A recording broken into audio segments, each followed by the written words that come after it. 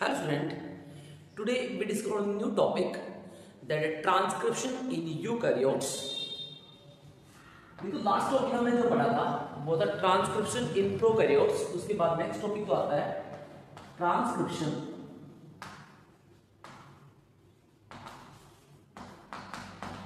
In eukaryotes. देखो eukaryotes में transcription होता है वो किस तरह से होता है। ट्रांसक्रिप्शन जो होता है अर्ली जो स्टेज होती हैं वो ट्रांसक्रिप्शन में सिमिलर ही होती है जैसे प्रोकैरियोट्स में होती है। बस इसमें क्या होता है कुछ पोस्ट ट्रांसक्रिप्शनल चेंजेस आते हैं इसके अंदर यूकैरियोट्स में। और वो पोस्ट ट्रांसक्रिप्शनल चेंजेस के क्या होते हैं जैसे देखिए जो लास्ट हमने पढ़ा था यहाँ पे वो हमने ये पढ़ा था यहां से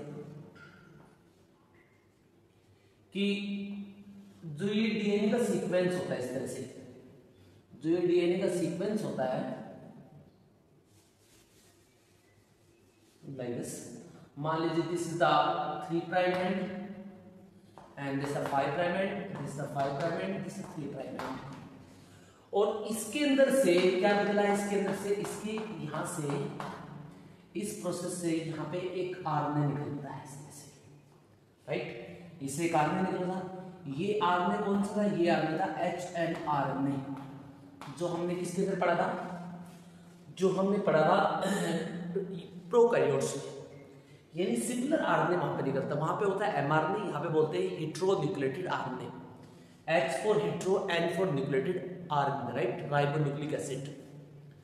और ये mRNA की फॉर्म होती है, इसे हेटेरोन्यूक्लियोटाइड आरएनए बोलते हैं। देखो इसके अंदर कुछ चेंजेस आते हैं, वो प्रोकैरियोट से इसको थोड़ा अलग बनाते हैं। यहाँ पे क्या क्या चेंज आएंगे लेट्स सी।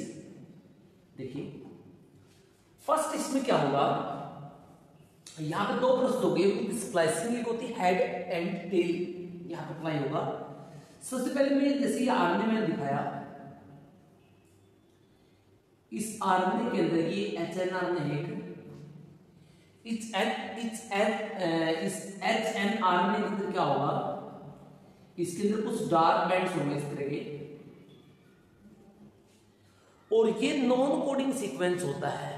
यानी जो कोई प्रोटीन के लिए कोड नहीं होता, इस सीक्वेंस को बोलते हैं इंट्रॉन। क्या बोलते हैं इसको, इंट्रॉन कहते हैं। और जो प्रोटीन के लिए कोड होता है उस सीक्वेंस को कहते हैं एक्सोन। क्या बोलते हैं इसको, एक्सोन कहा जाता है। तो यहां पे क्या होगा, जो ये इंट्रोन पार्ट है, इस इंट्रोन पार्ट को हम यहां से रिमूव करेंगे, यहां से हटाएंगे इसको, राइट। क्योंकि ये जो पार्ट है, ये पार्ट यहां पर कोई प्रोटीन के लिए कोड नहीं होता है, तो इसी वजह से हमें यहां पे प्रोटीन बनानी है। तो प्रोटीन बनाने को हमें क्या करना पड़ेगा, सिर्फ एक्सोन को ही रखना पड़ेगा। लेकिन क्वेश्चन यहां पे एक और बनता है कि प्रोकैरियोटिक में भी था ये इंट्रॉन, लेकिन उसके अंदर ये प्रोटीन कैसे बना रहा था, वहां तो ये इंट्रॉन नहीं हट रहे थे जो हमने प्रोकैरियोट्स में पढ़े थे। इसका आपको आंसर मिलेगा कि जो प्रोकैरियोटिक में तो ये थे, मान लीजिए प्रोकैरियोटिक में ये आरएनए निकला था, ये mRNA निकला था, उसके अंदर भी इंट्रॉन थे, यहाँ पे उसके अंदर भी इंट्रॉन थे। लेकिन उसके अंदर क्या होता है, उसके अंदर पॉलीसिस्टोनिक होता है। पॉलीसिस्टोनिक का मतलब होता है एक, जब ये ट्रांसलेशन प्रोसेस में जाएगा, ट्रांसलेशन का मतलब है जब ये प्रोटीन बनाने की प्रोसेस में जाएगा राइबोसोम के पास में, तो राइबोसोम क्या करता है, जब इसके ऊपर अटैच होता है तो राइबोसोम इससे प्रोटीन बनाता है। ये राइबोसोम एक राइबोसोम यहाँ पे अटैच होगा, वो यहाँ तक बना देगा। फिर दूसरा राइबोसोम यहाँ अटैच होगा, वो यहाँ तक बना देगा। फिर थर्ड राइबोसोम यहाँ पे अटैच होगा, तो यहाँ तक बना देगा। तो वहां पे क्या होता है, सिर्फ एक्सोन पोर्शन को बहुत सारे राइबोसोम होते हैं, अलग अलग जगह प्रोटीन को पेप्टाइड की चेन बना देते हैं। जैसे इसने यहाँ तक बना दिया, इसने यहाँ तक बना दिया, इसने यहाँ तक बना दिया। लेकिन यूकैरियोट्स में क्या होती है, यूकैरियोट्स में होती है मोनोसिस्टोनिक। मोनोसिस्टोनिक कंडीशन का मतलब होता है अगर एक राइबोसोम यहां से शुरू हो रहा है तो वही राइबोसोम पूरे कंप्लीट बनाएगा, और वो इंट्रॉन पे फंक्शन कर नहीं सकता। तो इसका मतलब हमें क्या करना पड़ेगा, इंट्रॉन को हमें यहां से हटाना पड़ेगा, राइट। तभी एक राइबोसोम पूरे से एक पेप्टाइड चेन यानी प्रोटीन बना पाएगा इससे। तो इसी वजह से प्रोकैरियोटिक में क्या होता है, प्रोकैरियोटिक में मल्टीपल राइबोसोम काम करेंगे आरएनए के ऊपर, इसे कहते हैं पॉलीसिस्टोनिक कंडीशन। क्या बोलते हैं, पॉलीसिस्टोनिक कंडीशन बोलते हैं। बट यूकैरियोटिक में क्या होती है, यूकैरियोटिक में सिर्फ एक राइबोसोम काम करता है, इसे कहते हैं यहाँ पे मोनोसिस्टोनिक कंडीशन, राइट। तो इसी वजह से इसका आरएनए और इसके आरएनए में यहाँ पे डिफरेंस है, दोनों के आरएनए क्या होता है, डिफरेंस होता है यहाँ पे। अब यहाँ पे क्या होगा, देखिए ये इंट्रोन पोर्शन रिमूव होगा, किस तरह से रिमूव होगा, लेट्स सी। देखिए ये जो इंट्रोन पोर्शन ये फोल्ड हो जाएगा इस तरह से, ये इस तरह फोल्ड हो जाएगा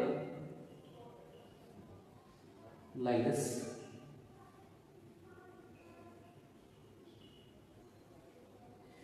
और आप देख लो यहाँ पे ये फोल्ड हो जाता है इस तरह से, ये रीजन ये फोल्ड हो जाएगा। अब यहाँ पे कुछ एंजाइम्स काम करेंगे, यहाँ पे जो एंजाइम्स होते हैं उन्हें कहते हैं स्प्लाइसिसोम एंजाइम्स। कौन से होते हैं, स्प्लाइसिसोम, स्प्लाइसिसोम एंजाइम्स होंगे कुछ यहाँ पे, वो एंजाइम्स यहाँ पे काम करेंगे और वो क्या करेंगे, इसको जो ये इंट्रोन पोर्शन है इसको इसके अराउंड में इस तरह इकट्ठे को फोल्ड कर देंगे, इसको लूप बना देंगे और अल्टीमेटली हट जाएगी। आप देखोगे इस तरह से ये पार्ट हट गया ऐसे, आप देखिए सिर्फ ये एक्सोन एक्सोन पार्ट बचा हुआ है, इससे ये इंट्रोन पार्ट यहाँ से रिमूव हो जाता है। तो अब ये क्या है, दिस द एमआरएनए, राइट, ये क्या बन गया, एमआरएनए। तो ये जो प्रोसेस हमने पढ़ी है, ये जो प्रोसेस हमने पढ़ी है, ये प्रोसेस होती है स्प्लाइसिंग। क्या बोलते हैं इसको, स्प्लाइसिंग प्रोसेस कहते हैं इसे। अब ये एमआरएनए आगे टेक पार्ट, इस एमआरएनए की अभी कैपिंग और टेलिंग भी होगी, कैपिंग और टेलिंग भी होगी यहाँ पे। अब क्वेश्चन यहाँ पे ये बनता है कि इसकी कैपिंग और टेलिंग क्यों होगी, प्रोकैरियोटिक में कोई कैपिंग और टेलिंग नहीं थी। तो कैपिंग और टेलिंग इसलिए होती है क्योंकि राइबोसोम जो जनरली लीनियर होता है, लीनियर का मतलब सीधा होता है, इस तरह रहता है। तो लीनियर होने के कारण जब ये न्यूक्लियोप्लाज्म में, अभी तो न्यूक्लियोप्लाज्म का मतलब ये बन कहाँ रहा है, ये बन रहा है न्यूक्लियस के, ये यहाँ पे बन रहा है, न्यूक्लियस के अंदर बन रहा है यहाँ पे इस साइड। तो इसको जाना कहाँ है, इसको जाना है ये आगे के पास, जो राइट इसके ऊपर एंडोप्लाज्म रेटिकुलम होता है उसके पास जाना है।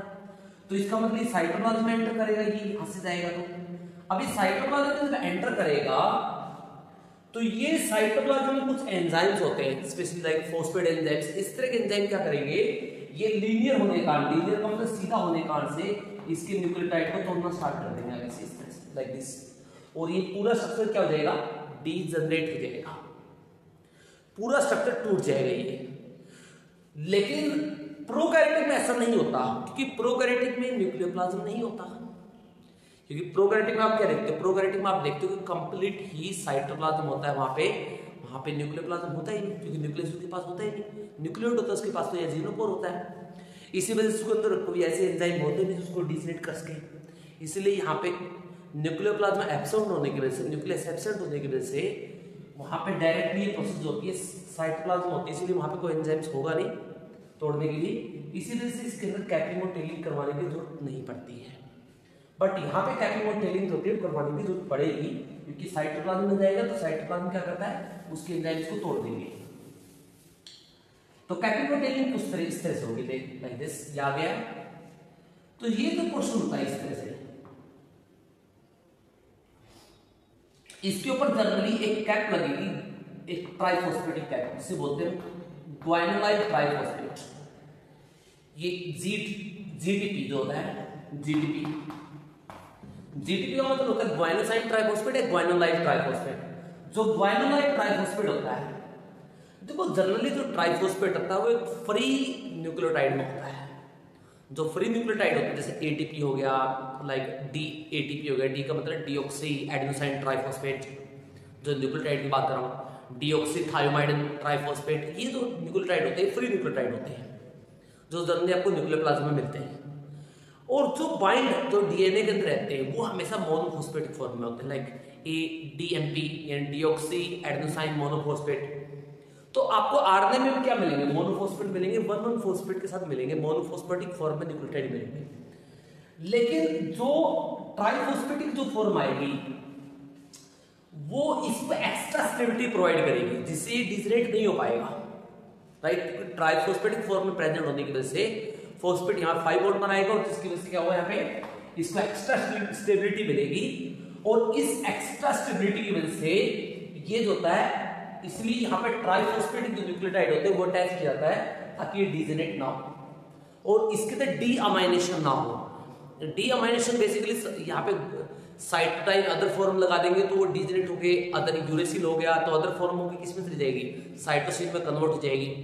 तो इस प्रोसेस लेकिन ग्वानिलीन जो होता है वो किसी में कन्वर्ट नहीं होता, इसी वजह से इसको एक्स्ट्रा स्टेबिलिटी दी जाती है ग्वानिलीन की वजह से, इसी वजह से यहाँ पे इसकी कैप लगाई जाती है। और यहाँ पे क्या करते हैं, इस टेल के ऊपर ये कैपिंग होती है, ये कैपिंग होगी और यहाँ पे एडेनिन की लंबी टेल लगाई जाती है, एडेनिन की करीबन 20 to 200 एडेनिन की एक लगातार टेल होती है, ये लगातार रिपीटिंग सीक्वेंस होता है एडेनिन का और ये रिपीटिंग सीक्वेंस को बोलते हैं poly A tail. Poly A tail, poly A tail का मतलब होता है पॉली एडिनाइलेशन टेल। क्या बोलेंगे इसको, पॉली एडिनाइलेशन टेल इसको बोलते हैं हम यहाँ पे।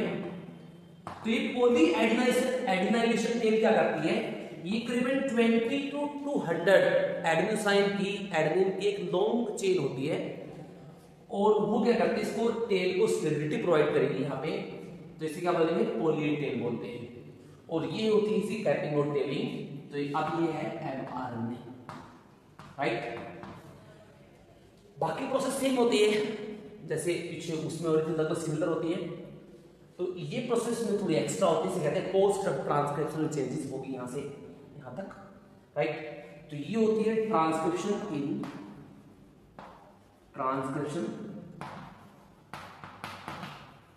In eukaryotes,